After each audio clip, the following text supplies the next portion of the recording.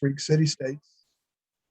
And tonight, we talk about some of the highlights of the rise and fall of the Roman Empire. Of course, you can't really cover Rome in, say, an hour's lecture. It'd take days and days and days. But what I'm going to try to do is highlight some of the key events that really allowed for Rome to rise up from just a small city-state on the Tiber River in central Italy to become the Roman Empire that we know. And then some of the events that caused it to eventually collapse in on itself. So I'm going to primarily focus in on those major expansion and military type events. So next week, just as a marketing reminder, if you will, next Wednesday night, I'll be talking about Napoleonic France and the rise and fall of Napoleon Bonaparte in that period of the French Revolution. And then on Thursday, the 20th, I'll talk about the Russo-Japanese War, 1904-1905, which really was a precursor to not only World War I, but also World War II and the rise of Imperial Japan. So with that, press ahead here, make sure this works. There we go. Well, there's a bronze statue. It's now in the Capitoline Museum there in Rome.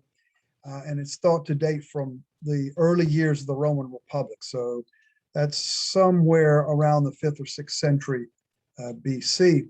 And the Romans, like the Greeks, because you got to remember that a lot of the Romans ethnically were originally Greek because of that outmigration of Greeks, particularly during the Dark Ages of Greece, so about 1200 to 800 BCE. The Greeks reached out and established a lot of colonies in southern Italy, along the west coast of Italy, and even as far as France. And in fact, the city of Marseille, France, was originally a Greek colony of Marsala. So tremendous Greek influence. And one of the things about the Greek influence is the Greeks and then later the Romans used this mythology to explain their founding. And in Rome, there are two founding myths. There's one that talks about Aeneas.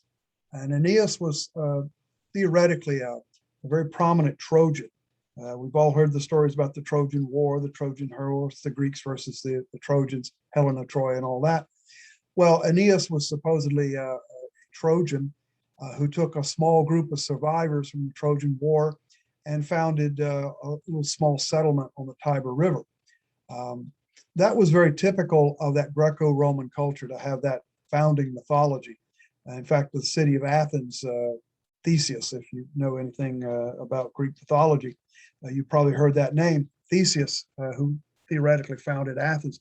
So it's not unusual that you would have the same thing in Rome. And then you have the Romulus and Remus story. Now, theoretically, what happened was a king of one of the tribes of Italy had a daughter who, we're not sure exactly what the connection was, but the father was Mars, who was the god of war, the Roman god of war, and bore these two twins. Well, the father wanted to dispose of them and essentially put them in a basket to float down the Tiber River, and it came to rest at a certain spot, which ultimately is going to be the city of Rome, where a she-wolf and a woodpecker found it, and the she-wolf suckled the two twins, kept them alive until they were eventually adopted by a human couple. Well, what's interesting about this is wolf was a term for a prostitute, or looper. That term, looper, was a term for prostitute in Rome. Well, if your founding myth concerns these two people that are theoretically taken in and raised, you kind of really don't want to have a prostitute involved. So you go back to what it translates to as a wolf. It's just kind of an interesting story, but it's the founding myth, or one of the founding myths of Rome. Now, eventually, Remus was killed by his brother Romulus, and hence you have Romulus as sort of the founder of Rome. In about 753 BC is the date that's typically associated with the founding of the actual city-state of Rome. And there you see some artistic depictions of the Romulus and Remus. Over here on the left there, you see the two babes being brought to the family. And I don't know if that's meant to be the dog or the wolf, but some interesting depictions there of the Romulus and Remus story. Well, I mentioned that a lot of the influence on the early Romans came from the Greek colonies that had been founded in the previous period. So obviously there's going to be very strong influence of Greece on the Greek culture. And this occurs not only in the early period, but literally really all throughout the history of Rome.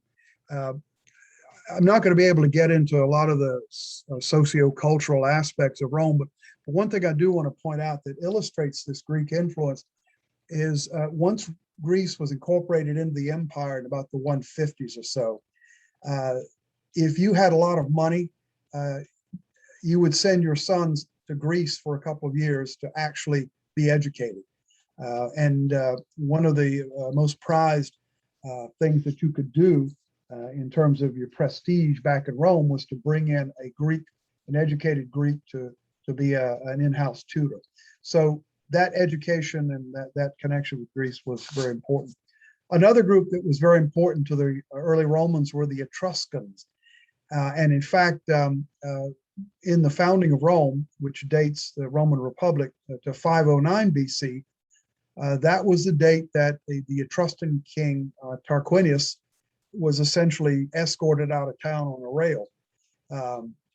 And from that point on, rather than elect or appoint a new king of the city-state of Rome, the Romans essentially declared their independence from the Etruscan kingdom and elected two consuls. I'll talk a little bit about the consuls in just a moment. And so that's really the date 509 BC is the founding of the Roman Republic. So it had been part of this Etruscan kingdom of central Italy.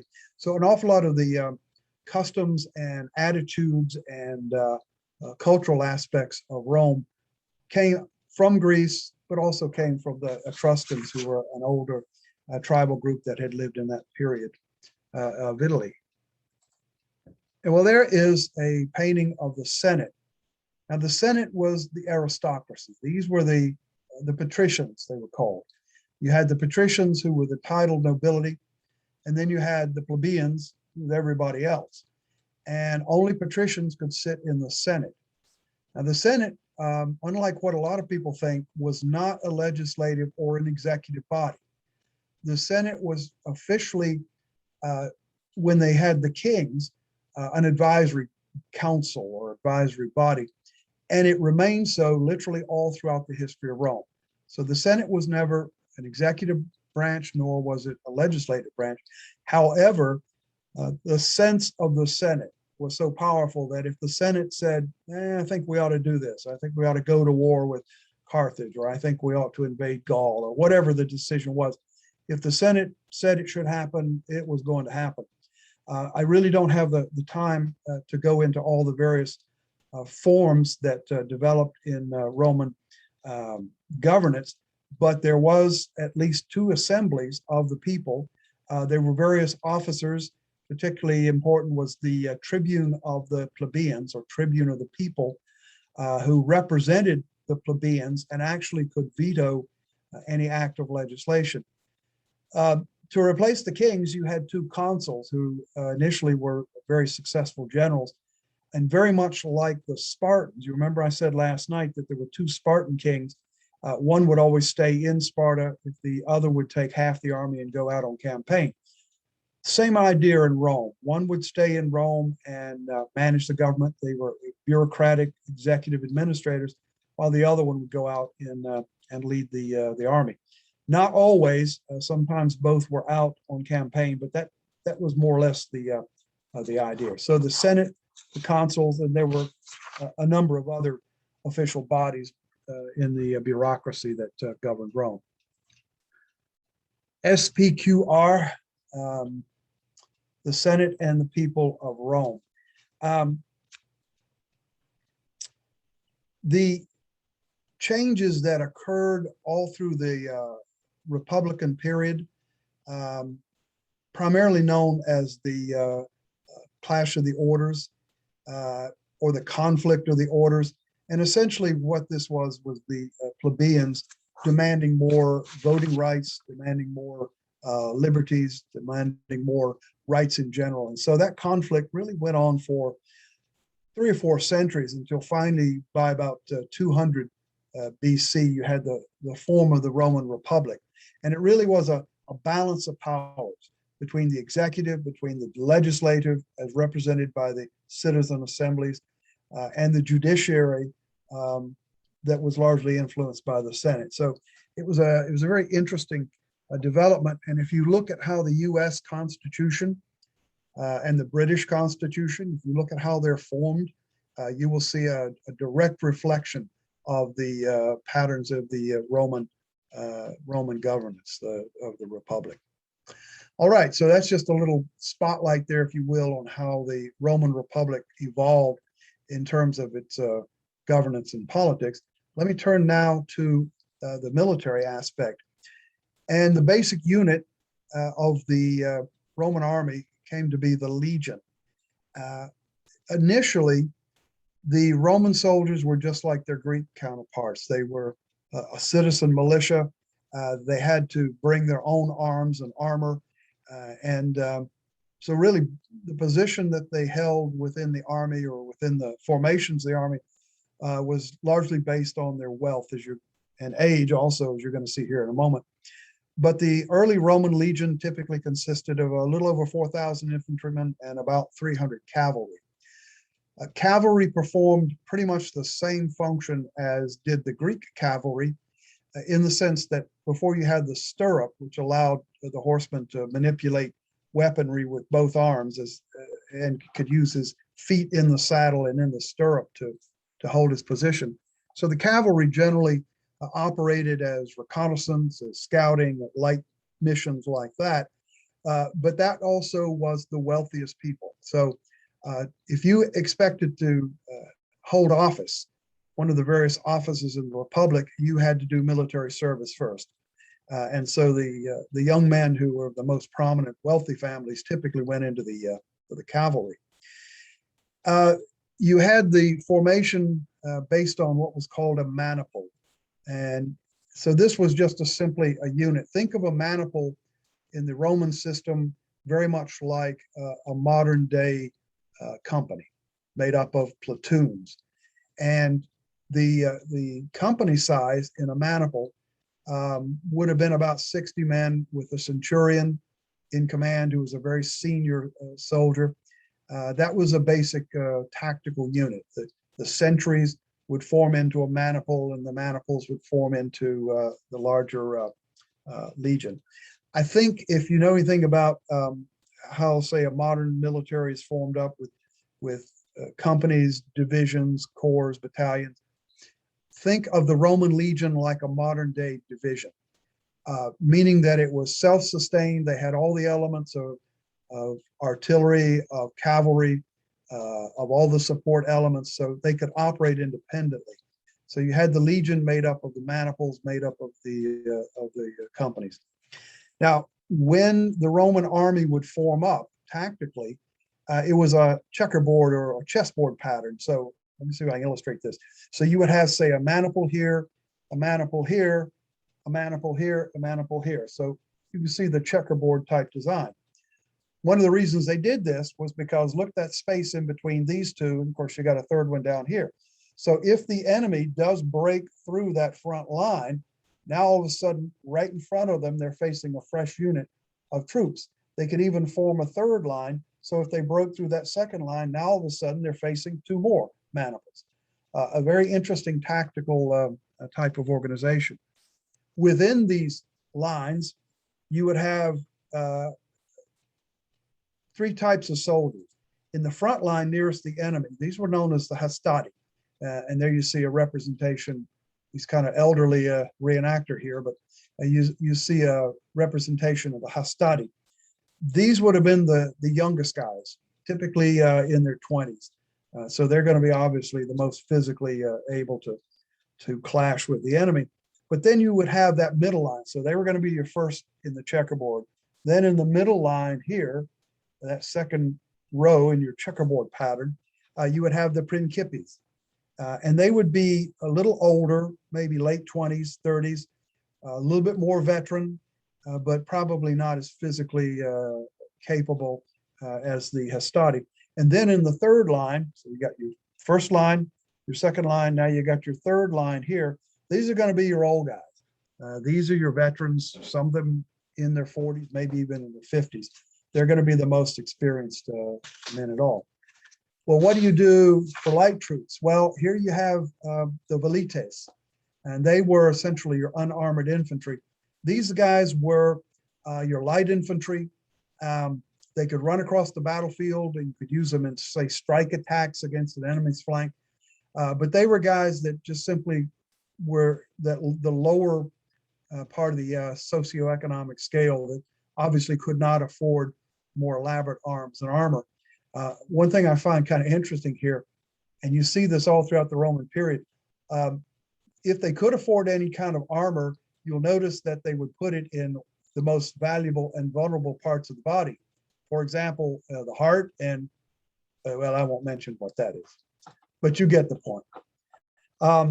So that was the formation there of the Roman army. Well, one of the most significant events in the history of Rome was the conflict with Carthage.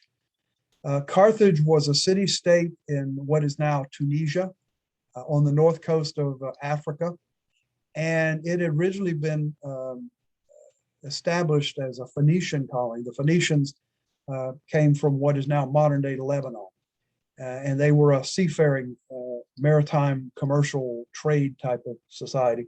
And they established a number of colonies throughout the Mediterranean. The most important was the city-state of Carthage. Well, I mentioned Sicily a lot last night, talking about Greece and how valuable Sicily was, particularly as a food producer, grain producer. So as the Roman Republic expanded and basically coalesced all of Italy under its sway, came into conflict with the Carthaginians over who was going to dominate in Sicily. And that created 3 wars known as the Punic Wars.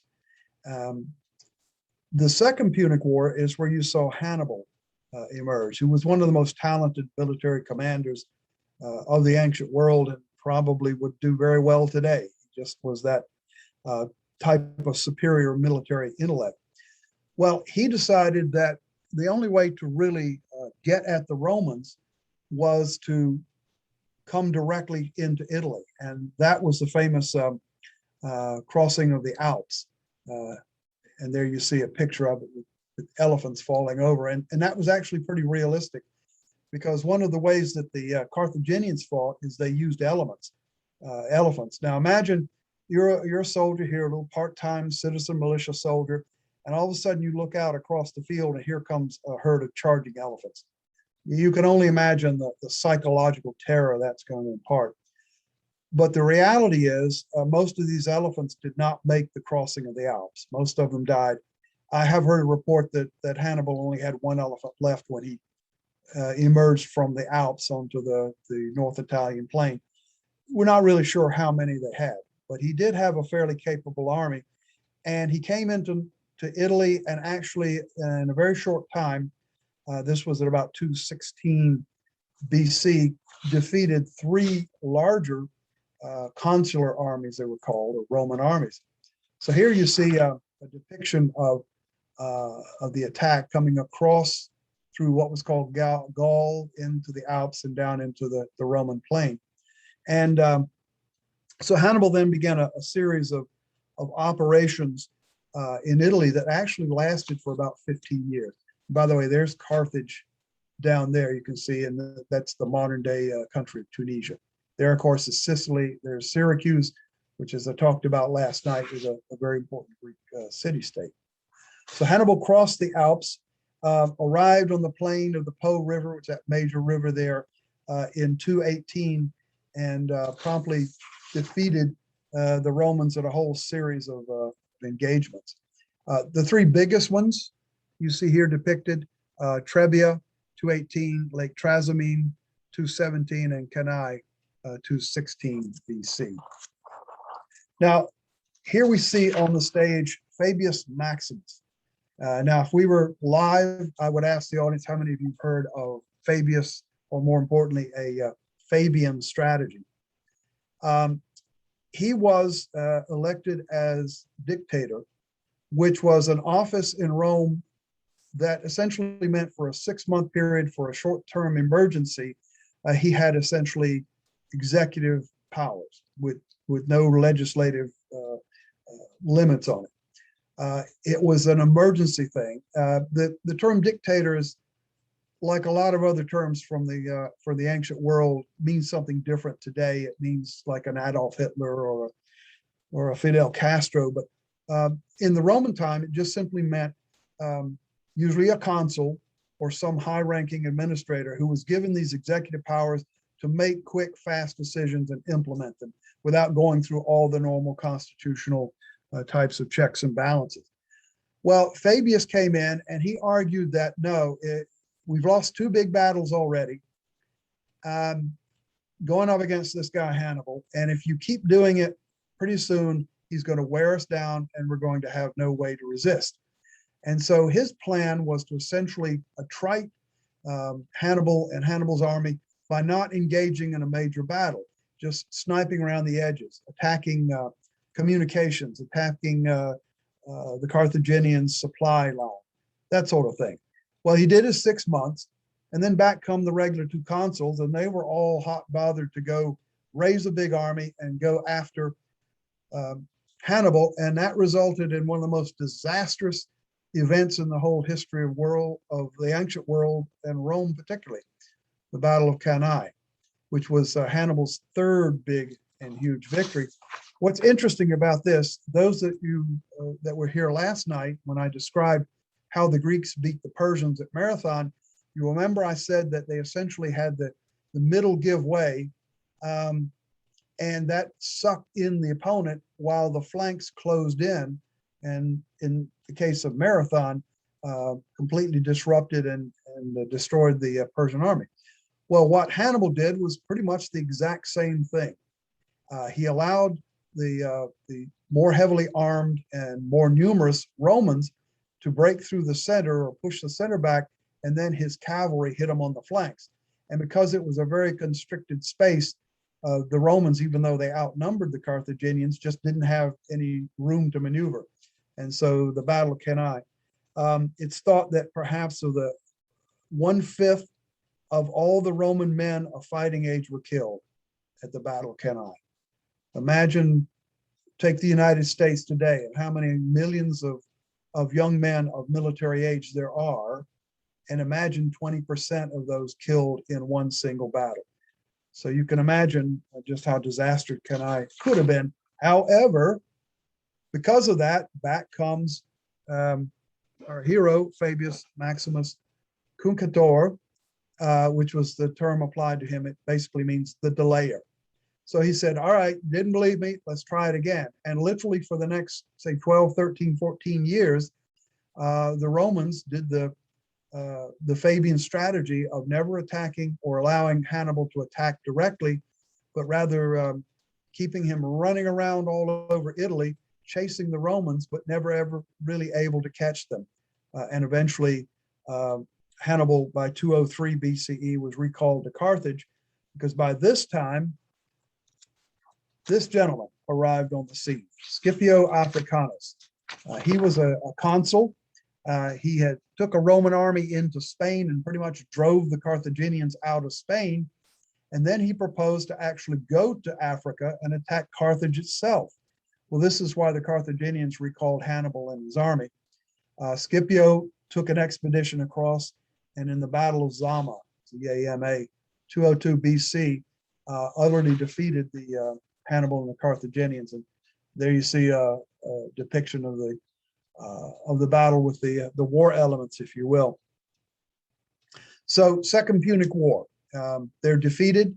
Hannibal is defeated by Scipio, forced to surrender the city of Carthage. And Carthage was pretty well beaten down by this point. They had to pay a huge indemnity. They had to surrender all their warships, and they were in fact a naval power. They had to pull out of Spain and pull out of Sicily, but not the end of the story, because the Third Punic War occurred about 50 years later, and very similar to what I said about Greece, where you'd have a war, somebody would win, and 30 or so years later, you'd be back at it. Well, in this case, the Third Punic War of the middle part of the 2nd century BC. Well, by this time, the Romans had it. And once they defeated the Carthaginians, and here's another place where if we were live, I would ask, well, what do you think the Romans did? Well, since we can't do it live, I'll tell you what they did. They completely destroyed the city of Carthage. They plowed up the fields and poured sea salt in it so that Carthage would never rise up again. That's a story, at least. Now, whether they did that or not, hard to say. However, Carthage, interestingly enough, was obviously now incorporated into the Roman Empire, and Carthage in this whole area of North Africa actually became a very important and prominent province of the growing Roman Empire. There you see Carthage right there, and there's Zama where that battle was fought. So following the Punic Wars, now we're down to middle part of the 2nd century.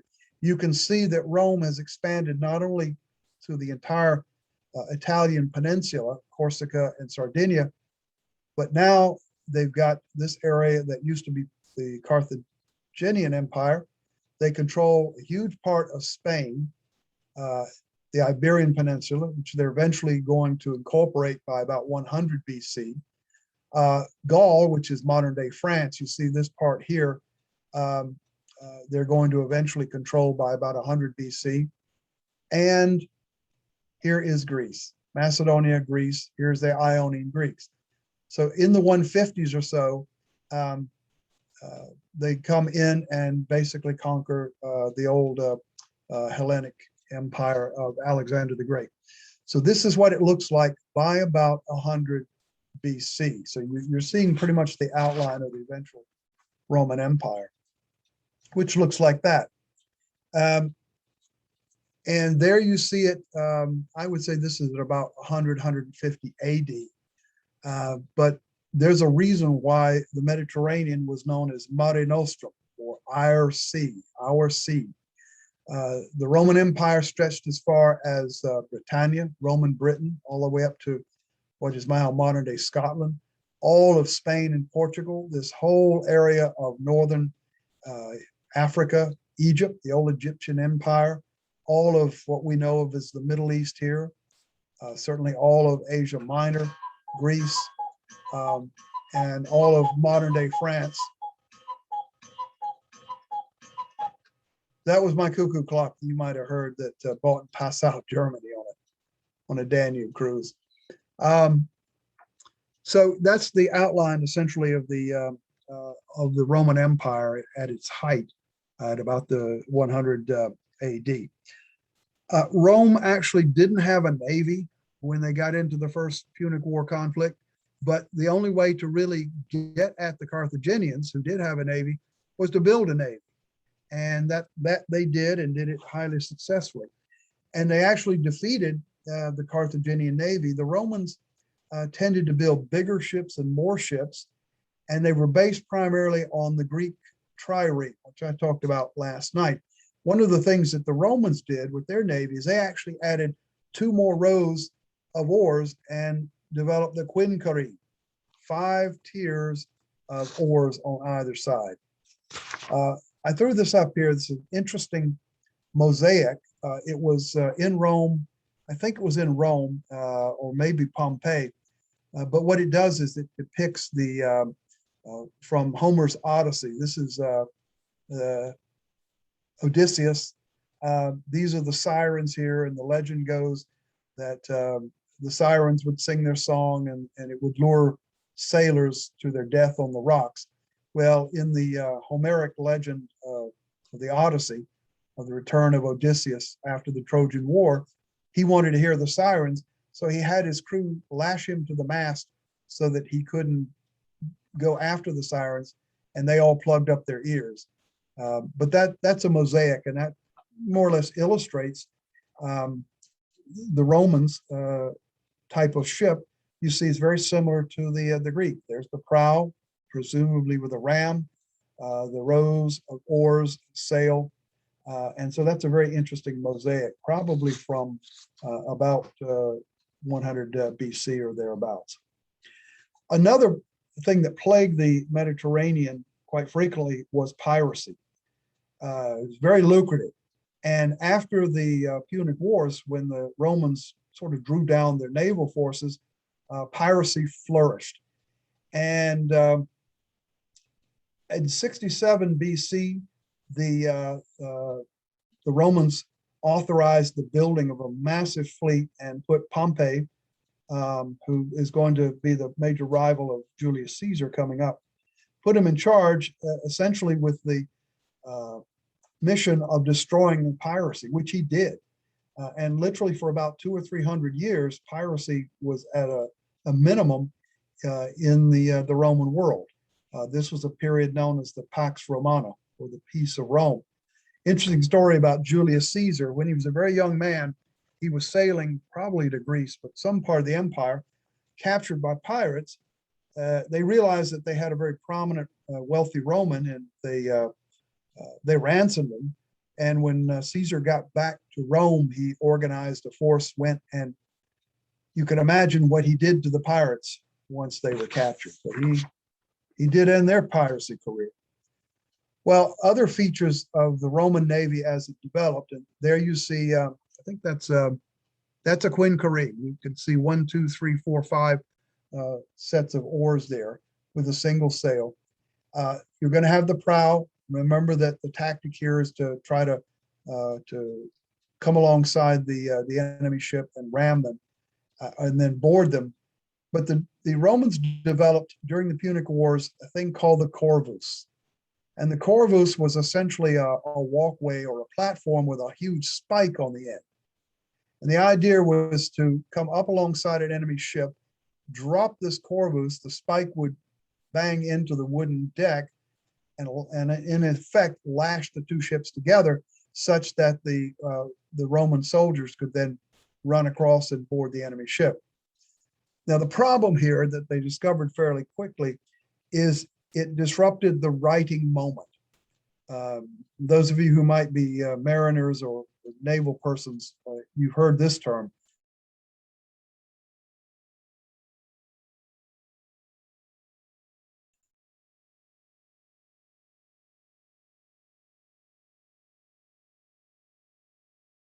For stability. The higher up the righting moment, that balance point becomes, the more unstable it is. It can rock and roll a lot.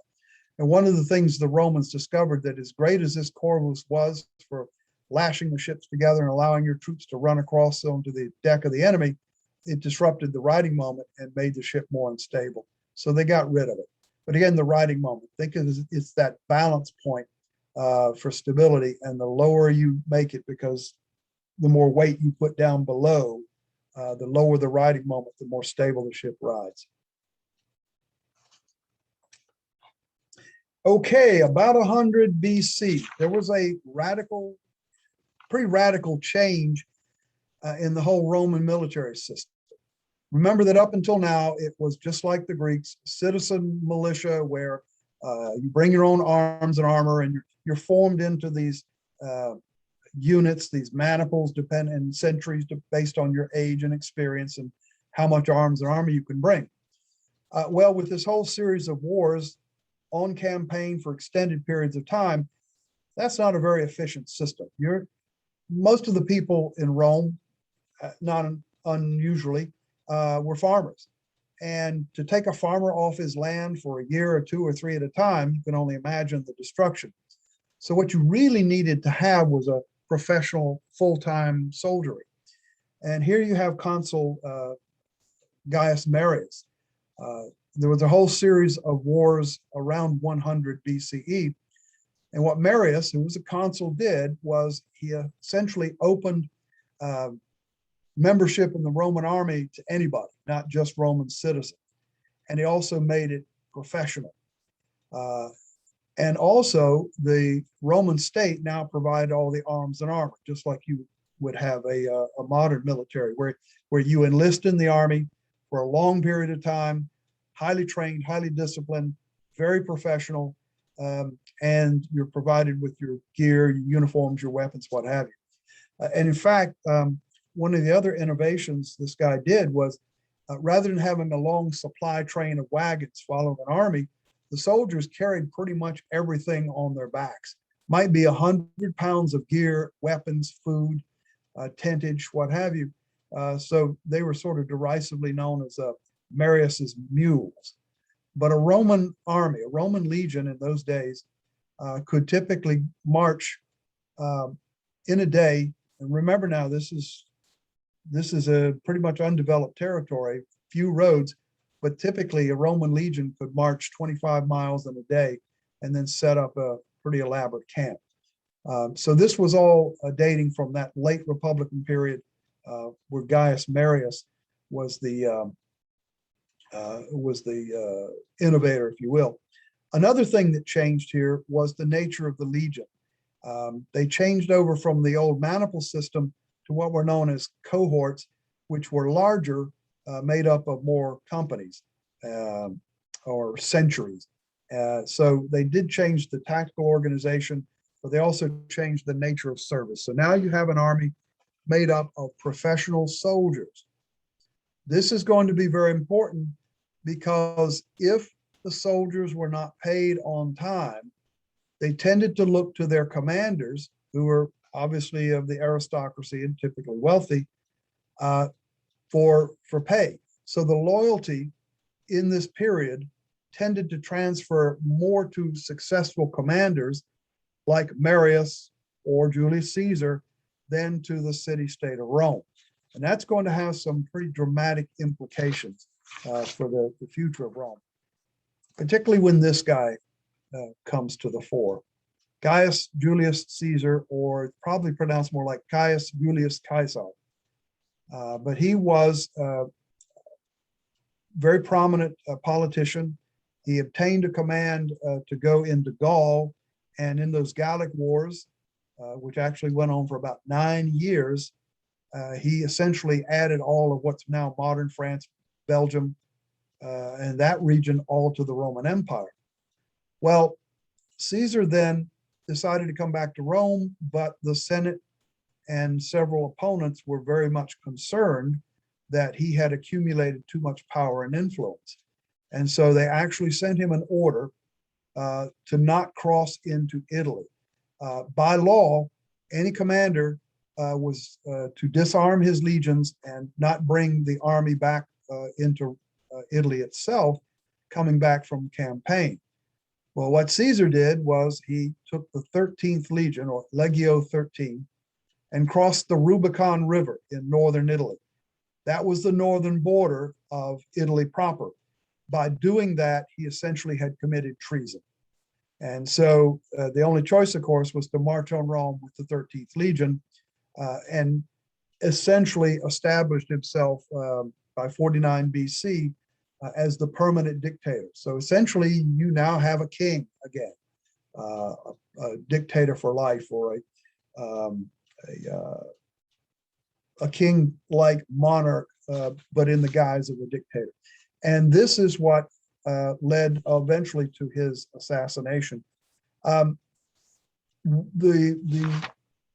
best chance I think that the Gauls had, who were a Germanic type tribe, of resisting the Romans was under this guy, Vercingetorix. But once he was defeated and his coalition of these Gallic or Frankish tribes were defeated by Caesar, pretty much all of Gaul was then added into the Roman world. Well, you can imagine the political opposition to Caesar, particularly from other senators who now saw him as trying to reestablish a monarchy. And so in 44 BC, in fact, on the 15th of March, or as Shakespeare said in his play Julius Caesar, beware the Ides of March. Caesar was stabbed to death in the Senate House by several rebellious senators led by Brutus and Cassius, and you probably have heard that story. What this set in motion was a whole new set of civil wars that broke out. On the one side was Caesar's great nephew, who he had adopted as his heir a young man by the name of Octavian, the future Caesar Augustus. On the other side, eventually emerged Mark Antony, or Marcus Antonius. And for those of us who remember that horrific Elizabeth Taylor and what's his name? I'm not remembering his name now. Famous British actor, Richard Burton. That movie from the 1960s, Caesar, about Caesar and Cleopatra and Mark Antony, that was that period. And so for about a decade, there was this ongoing civil war as Romans divided up in support of Mark Antony and Octavian, but eventually Octavian prevailed. And before I tell that story, there just is another representation of the Roman Empire at the time that Caesar was assassinated. So you see here that they have incorporated almost all of Iberia. They're going to eventually get Egypt, but you see that most of Asia Minor, Greece, and here's all of Gaul that Caesar conquered. Well, eventually it comes to a head here in 31 BCE with a naval bout. Cleopatra and the Egyptian navy and some remnants of Roman ships led by Antony met Octavian off the Greek coast in the Battle of Actium, 31 BCE. The battle was lost for Antony and Cleopatra, and you probably know the story. They fled back to Egypt, where they both passed away, if you will. So Octavian was basically established at this point as the leader of Rome. Interestingly enough, although we say he was the first emperor, no such title existed. The word emperor actually comes from the title imperator, which was an honorific title given to a successful military commander when he returned from campaign. So the word emperor comes from imperator, who was a successful military general. Caesar Augustus eventually, of course, his family name was now Caesar Augustus, the august person. This was an honorific given to him, voted by the Senate, but his actual title was princeps, Princeps, or princeps. Well, there you can see the root of the modern term prince, which essentially just meant the first citizen of the empire. And what's interesting about Caesar Augustus, or Octavian, is he tried to restore a lot of the old forms of the republic to try to get back to the way the republic was originally founded. And in many ways he did this, but the reality of the story is he had control of the army. He was constantly elected and reelected to positions like consul, where he had political power, political influence. And so this is why we say that really the imperial period with an emperor or princeps dates from the time of Caesar Augustus. So from about 29 BC to 14 AD is that period where Caesar was around. So there again is a map, and you see that the gradual expansion here of the empire. Let me turn back to what the army looked like in the imperial period. The Roman legionary, of course, now remember he's a professional soldier, usually long-term service. It's going to be armed with three things. There's the gladius. That's a short stabbing sword, and that's the root term for gladiator. The gladius was something that the Romans saw in Spain among those tribes and said that's a magnificent weapon, and they adopted it as a short sword that every legionnaire infantryman carried.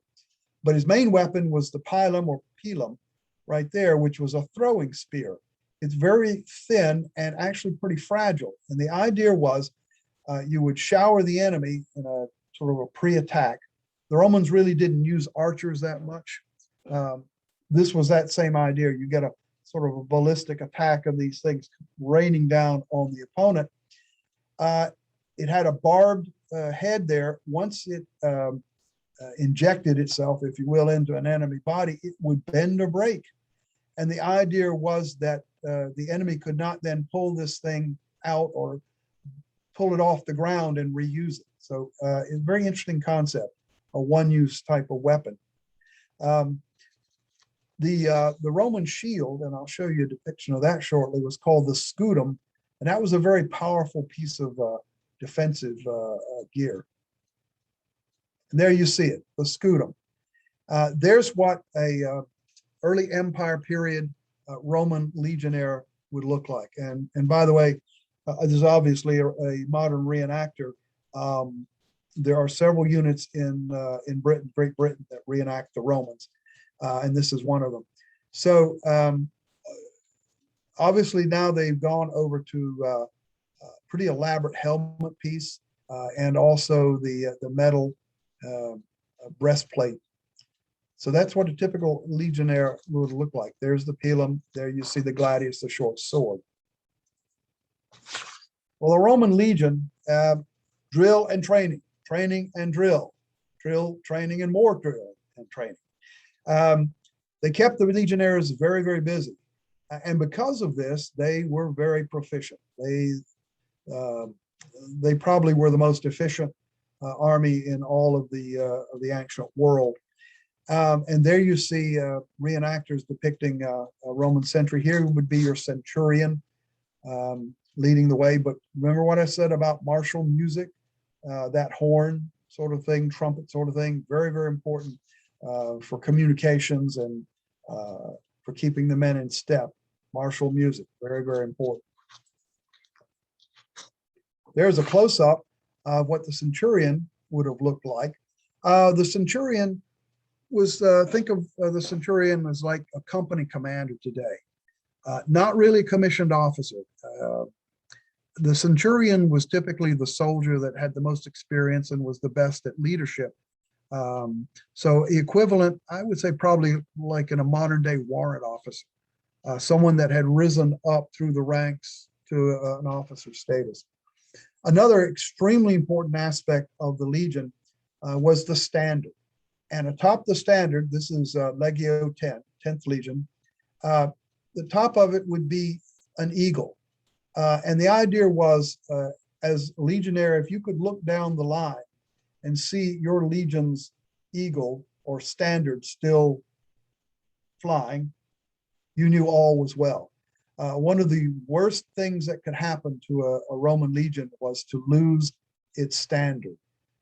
There's a great story. It was a novel, historical fictional novel called The Eagle. And the storyline was that the 9th Legion, Legio 9 Hispana, was serving on the border with what's now modern day Scotland, and apparently went into the interior and either was destroyed or disbanded or whatever. But the storyline was that the Pictish tribesmen captured the 9th Legion's standard. And this was a few years later, and a Roman officer took an expedition of volunteers up to recover the standard.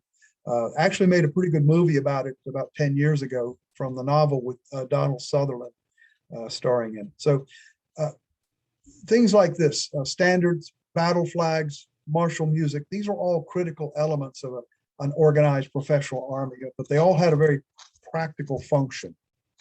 And there again, you see a depiction of Roman legionnaires. Now, this I find fascinating. This is called a Tostudo, or tortoise. And the idea here is if the enemy is using missile weapons like arrows or slingers who are tossing rocks at you, with a one word of command, Tostudo, within a fraction of a second, this would form. And you can see that the shields are going on the outside and the interior men are holding them up. Tortoise, like a turtle shell. It was a very effective defensive weapon, very much like what would have happened with the Greek phalanx as well. And so I think that's sort of a fascinating thing that you do to defend yourself, but it's only possible if the training and the discipline are there. But literally, they could, within a second or so from the order Tostudo being shouted, they could be in this formation as the rain of arrows comes down, harmlessly bouncing off these shields, or scudo. I mentioned also last night I think in answer to a question, the ballista, which was a form of artillery, and it was a tension weapon. Of course, you'd have a large bolt, arrow type of thing put here, and you would ratchet it up and release the tension, and that was essentially your artillery. There's a scene in another pretty bad movie called Gladiator, came out a few years ago with Russell Crowe playing lead role. But if you remember that, in the very early scenes, they're coming up against a Germanic tribe, and here's a whole row of ballistas. They fire a volley of these large arrows or bolts and just totally decimate the enemy line. So that's an early form of artillery. Well, now we're getting into the late empire, and there was a period known as the Five Good Emperors. These guys, some of these names you might have heard: Nerva, Trajan, Hadrian, Antoninus Pius, and Marcus Aurelius. This really was considered the golden age of Rome, Pax Romana. And one of the things, though, that characterized this was, other than the Dacian campaign under Trajan, Dacia is that area north of the Danube River, modern Romania, Bulgaria, that area. That was the only imperial conquest that really was carried out by this time. From this point on, essentially, the Roman army became a garrison force. They did develop a mobile strike army that if they needed to go on campaign, it was available.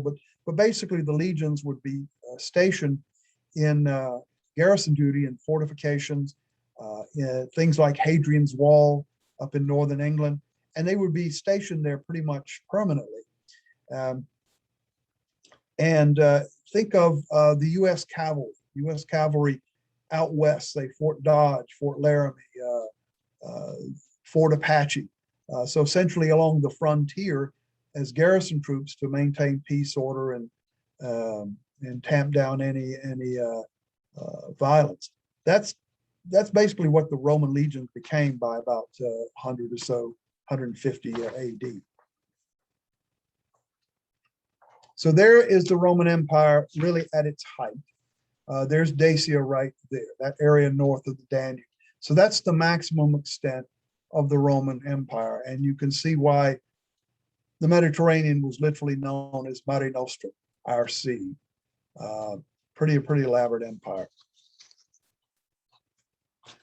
One of the ways that the empire was governed was to divide it into provinces. And here you see some of the provinces, for example, Lusitania, Africa, Britannia, Germania, Aquitania. A lot of these names are still around today. Dalmatia, for example, that's the Dalmatian coast. The way you would control these things is a proconsul, who was a former consul, would be the governor and the military commander. This was a very lucrative position to be given, to be appointed by the Senate. It was a good money-making thing because you always got a cut of whatever tax money was raised.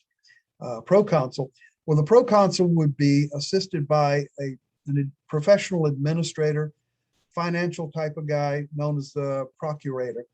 And the proconsul would be not only the civil administrator in each province, but also be the military commander. Best example of a proconsul that people heard of, Pontius Pilate, who was proconsul of Palestine in about 33, 34 AD. And we all know that story about the crucifixion of Christ. Pontius Pilate, his official position, he was the proconsul of Palestine. Mentioned Hadrian's Wall earlier. As the empire solidified and it became more of a defensive border, the idea was to build some walls to keep out, in this case, the Pictish tribes of Scotland. Hadrian's Wall was constructed between 122 and about 130 AD. And you can still see it today.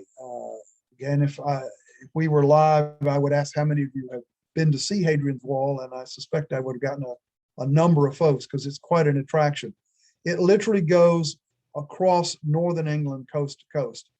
And there are parts of it that are still around. Well, here's a picture. It obviously would have been consisting of towers. Here's the foundation of a tower, foundation of the wall, and it stretched across the hills of northern England. And Roman troops, garrison troops, would have manned that. If you ever get a chance to go and see Hadrian's Wall, first thing you need to do is visit the Vindolanda Fort. And this was an elaborate fortification that served as a, if you will, a base camp or base operations headquarters for one portion of the wall. And they've done quite a bit of excavation archaeological work at Vindolanda Fort. And they actually have traced out where various buildings are. They found the foundations. It's pretty elaborate. So I would highly recommend, if you're interested, and if you get back to Great Britain, take a trip up to see Hadrian's Wall. Well, now we're getting into the late Empire, and here becomes a problem. It was known as the barbarization of the army. Barbar or barbarism, that term comes from the Greeks, and it was not meant to be derogatory. It simply meant that a non-Greek, because to the Greek ear, anyone speaking anything other than Greek, to them, they said it sounded like they were saying bar, bar, bar, bar, bar, bar, bar. Hence, barbarian was a term used for any non-Greek. Well, what we're talking about here in the late Empire is the recruitment of a number of these barbarians, mostly Germanic tribesmen. Even some of the officers, commissioned officers, were native Germanic tribesmen or Romanized Germans. And quite a number of the garrison troops were raised in the area that their tribes occupied. Why is this important? Well, most of these guys had never been to Rome or even been to Italy. And so the loss of that civic attachment back to Rome that you would have seen hundreds of years earlier with the old maniple army, the old prior to the professionalization of the force, they just didn't have that civic attachment to Rome. And that's what's known as the barbarization of the army. Did it mean that they were any less capable? Maybe yes, maybe no. But certainly they wouldn't have had that patriotism that you would have had earlier on. A couple other things with the army as it evolved. Under Augustus in 6 AD, he actually set the terms of service, and he set it at 20 years, which is very interesting because that's exactly what we use today as that retirement, 20 years, or you can go on to 30 or more, depending on your rank. But essentially, to be a military retiree and draw the pension, the benefits, and all, 20 years of service. Well, that was established by Augustus, Caesar Augustus in 6 AD. After you did your 20 years of service, you basically would be on call as a veteran reservist for 5 more years. So you weren't active duty, but you were in essentially the reserve. Well, we still have that today. I think the term is after you retire, you're in the fleet reserve if you're in the Navy for, I think it's 6 more years, which means that you're not drilling, you're not getting paid per se, unless you're called up for duty. So I find it fascinating as a military historian just to see how many of the modern ways that militaries are formed and administered and operate, how they operate, really goes back to the Roman period, the Roman Legion. Well, now we're into the late Empire.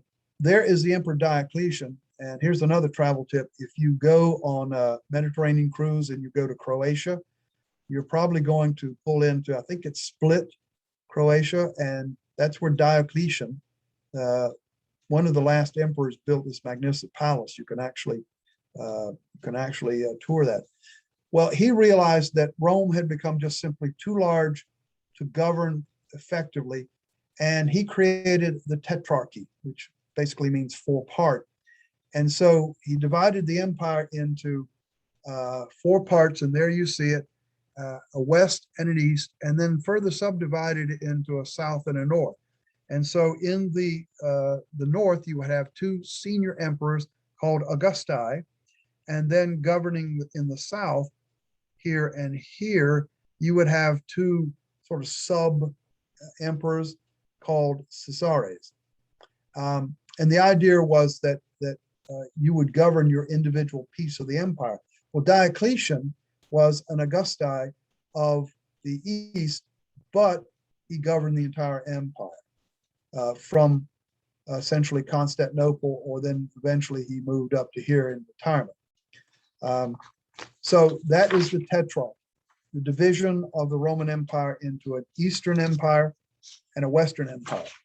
Now, by the time you get to the 5th century AD, when the Western Empire particularly is being invaded by Huns, by Vandals, by Goths, all sorts of Germanic tribes, some of which actually come through here across and invade and actually sack Rome in 410 AD. That's the Vandals. There's where we get that term, Vandals, vandalism, from the Vandal tribe. So literally the western part of the empire by the early 5th century is falling apart. The Roman legions based in Roman Britain are recalled in 410 AD to try to shore up the border. And really by the late part of the century, the Western Roman Empire, it has collapsed. In fact, 476 AD is given as a date because that's the last truly Roman emperor. From there on, the ruler of the western part of the empire is a Germanic tribal leader. Totally different story over here in the eastern part of the empire, which was very culturally Greek by this time. This became the Byzantine Empire, based in Constantinople, named after the Emperor Constantine. And so this was inherited by the Byzantine Empire. It eventually came into conflict with the Ottoman Empire, which was out of Turkey. And in 1453, the Turks eventually conquered Constantinople, renamed it Istanbul, and incorporated what was left of the Byzantine Empire into the Ottoman Empire. So realistically, if you look at the whole run of Rome, it ran from technically 753 BC, 509 BC for the Roman Republic, up to 476 AD for the Western Roman Empire, and up to 1453, finally for the Eastern Empire. So you're looking at a run of what, a couple thousand years, which I think is pretty phenomenal. So there you see finally all the invasions. In fact, here's the Handles, came and captured the Carthage and actually went and sacked Rome. But there simply was no way that the Romans could eventually keep all these folks out of the empire. There is the Byzantine Empire as it was established. And so with that, Britta, I think we probably got about 5 or 10 minutes for any questions. All right, we'll get started right away then. Looking for the first one. Were the early Roman languages close to Greek, and did they well communicate? No, they were closer to Etruscan. There is not a whole lot of transition between ancient Greek and ancient Roman.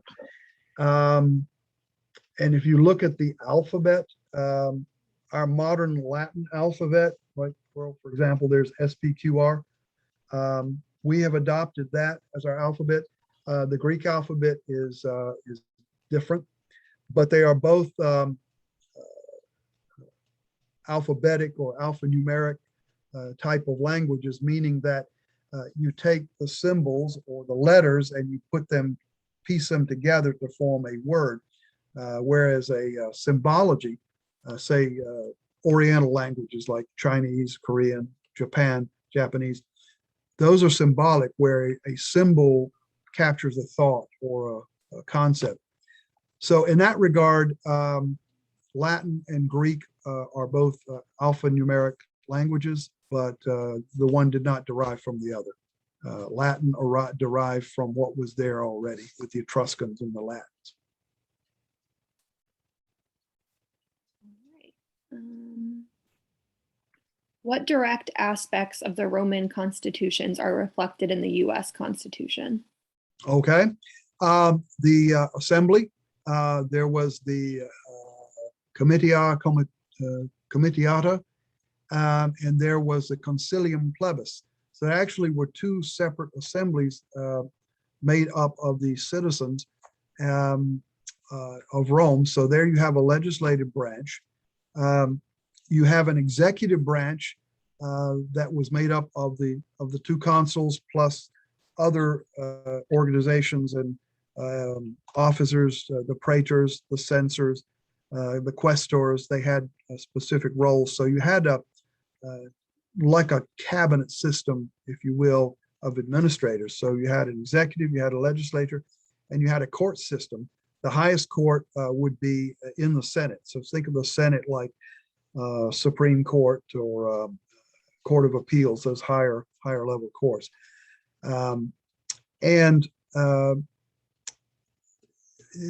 that structure, more or less, with a checks and balances sort of thing, that's pretty much what you see as the republic with a small r, Republican pattern that has emerged over the centuries in terms of the American Republic or the British constitutional monarchy, pretty much patterned after that same separation of branches of government. One other aspect that we don't necessarily have, but we do, and that is the veto, where the legislative branch could actually veto legislation. Of course, in our case, the modern America, it's the president or the executive vetoing legislation. But there was a position that was elected by the tribune of the plebeians, that assembly called the tribune of the plebeians, who represented them in the Senate and could actually veto legislation. So that concept of a veto is all part of that checks and balances concept that we've incorporated into the American Republic and also into the British constitutional system as well. What is the role with the red lashing and what looks like a blade? The red lashing in what looks like a blade. I don't know if that was in reference to a certain slide. Yeah, you're talking about the gladius? Judith, if you're still on and want to elaborate, please feel free. Talking about the gladius? I'm not sure. Elaboration. Oh, yeah. She said no. Well, let's come back to that and go to the next question, and then when they come back up, I can see what they're referring to. Okay. What resources did Gaius Marius's army take advantage of to replenish their individual packs along a march? Did they reap from the countryside? If so, what was the density of the farms that they could glean from? Sounds like have been substantial and even led to well, obviously situational. If you were campaigning in any of this area along in here, there was an incident known as the Social Wars, where some of the Italian city-states or Italian tribes that have been incorporated into the empire rebelled. That was in the 90s BC. Obviously, very fertile land or whatever. If you are over here, for example, fighting the Jewish zealots, think Masada, for those of you familiar with that, where it's desert, very arid, you had to bring in supplies by ship. But the idea of Marius's mules is they could carry pretty much everything on their backs, which meant that for foodstuffs, they would have to forage. You couldn't carry more than a few days of food anyway. But in order to eliminate the having a long supply wagon train, you would have to forage. Again, it's situational. If you're in a very arid, non-agricultural area like Palestine, you would have to have supplies brought in. All right, that previous question, we have some more info.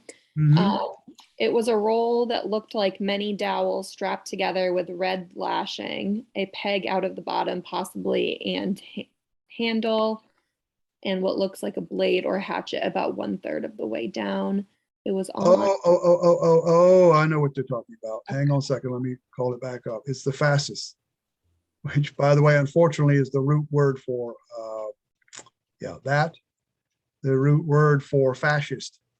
That was a symbol of Rome. It was essentially a battle axe, and those were wooden rods lashed together with that tape, if you will.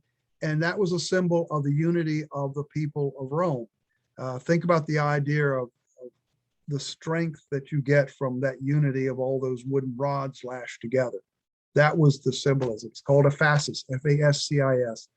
And as I say, it was because so much of what the 20th century fascist states, particularly Italy and to a great degree Germany, they tried to glom onto the glory of Rome, if you will. And one of the symbols that you see with the Italian fascist is they adopted the Roman fascist because they tried to portray themselves as reestablishing the glorious Roman Empire. That was Mussolini's ultimate goal. And so that's where the term fascist comes from the Roman fascist. But all it is just a symbol of the people of Rome, of the unity of the people of Rome, the unity of the city-state. Looks like we have 2 more questions. I have a reference in a book titled The Intelligence of Dogs about a Germanic tribe called the Cimbri who had employed dogs of war against the Romans near Vercelli around 101 BC. Is this use of animal husbandry for warfare well documented? I suppose it is. I have heard that story as well, fighting dogs. I would say, yeah, probably so. If Hannibal used elephants, why couldn't the Germanic tribes use dogs? I mean, we still use military working dogs today for patrolling, sentry duty, and bomb sniffing and whatever. So the use of dogs in warfare goes way, way, way on back. Yeah, I would say it probably is pretty valid. Are there any key lessons from the demise of the Roman Empire which apply to today's America? Yep. Don't lose the civic pride. When a society becomes so complacent and expects everything to be given to them, they're not long for this world. And unfortunately, I see an awful lot of that type of entitlement mentality in the modern Western world, that unwillingness to sacrifice for the good of the people, if you will. I may be wrong, but I think if something like World War II happened again, you'd never have that type of citizen participation or citizen attitude. I hate to be negative, but being an historian, and I've seen so many civilizations that eventually collapsed in on themselves. It wasn't, in a way, it was the Vandals and the Huns and the Goths and the Visigoths beating at the gates of Rome. But the only reason they were able to do that was Rome basically collapsed from within. And unfortunately, this is just my opinion, but I think I see, unfortunately, a lot of those characteristics in modern day Western society, not just the United States, but Western society in general. Sorry to be a downer, but that's the way I see it as an historian. The last question, was the Ottoman Empire the last remnant of the Roman Empire? No, the Ottomans were completely different. They were a tribe of Seljuk Turks that came out of what is now central Turkey, and they eventually expanded and subsumed all the other local tribes. And then finally, in 1453, they conquered Constantinople, which then became Istanbul. Whereas the Byzantines were culturally Greek. When they spoke Greek, they once Christianity was established, they were the Greek Orthodox Church. So they were totally different. The Ottomans essentially were another empire that conquered the Byzantines. It wasn't a case of the Byzantines evolving into the Ottoman Empire. It was conquered and destroyed by the Ottomans. Great. If we have time, one last question came in. We do. Okay. When did the longbow become a great offensive weapon? The longbow. Well, archery has a long history. There are two different types. There's the short little bow that you saw. There was a picture, I think I showed it last night, of an archer in Greek auxiliary. That's going to be a short range sort of thing, very close in warfare. The Mongols actually developed a composite bow, which was constructed of several different types of wooden material. That was very powerful, but it also was very short because they would fire it from a mounted position. The longbow that I think you're talking about is something that if not necessarily developed or invented in Britain, but its use was certainly perfected by the Welsh and the English. That's the longbow. That could be as much as 6 feet tall. And that was typically constructed out of yew wood, Y-E-W, which had a lot of, I guess you call it tensile strength. You could bend it a lot and it wouldn't break. But the longer, the taller it was, and the more you could bend it back, the more powerful. So you could actually fire and have that arrow penetrate, do a kill shot basically from 200 plus yards. Whereas the short bows that you saw in the ancient world were typically not nearly that. But I would say the longbow probably by about the Middle Ages, you were beginning to perfect the English and Welsh longbowmen, much to the detriment of the French, I might add, in the 100 Years' War. If you know anything about Agincourt, Band of Brothers, King Henry V, the Welsh and English longbowmen just decimated the French mounted knights because they were so powerful that they just simply penetrated the armor. So in answer to your question, the longbow that I think you're referring to probably dates from about the Middle Ages. Prior to that, bows would have been much shorter and much shorter range and just shorter periods.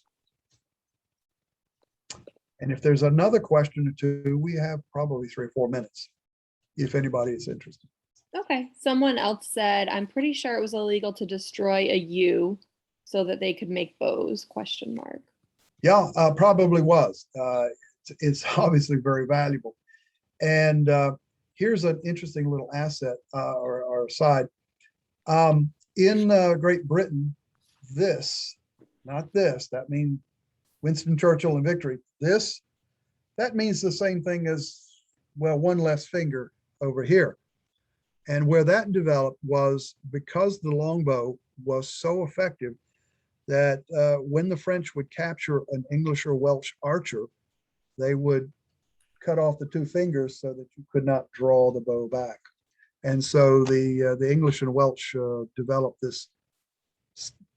You can figure out what that means as a sign to the French said, okay, fill in the blank, I still got mine.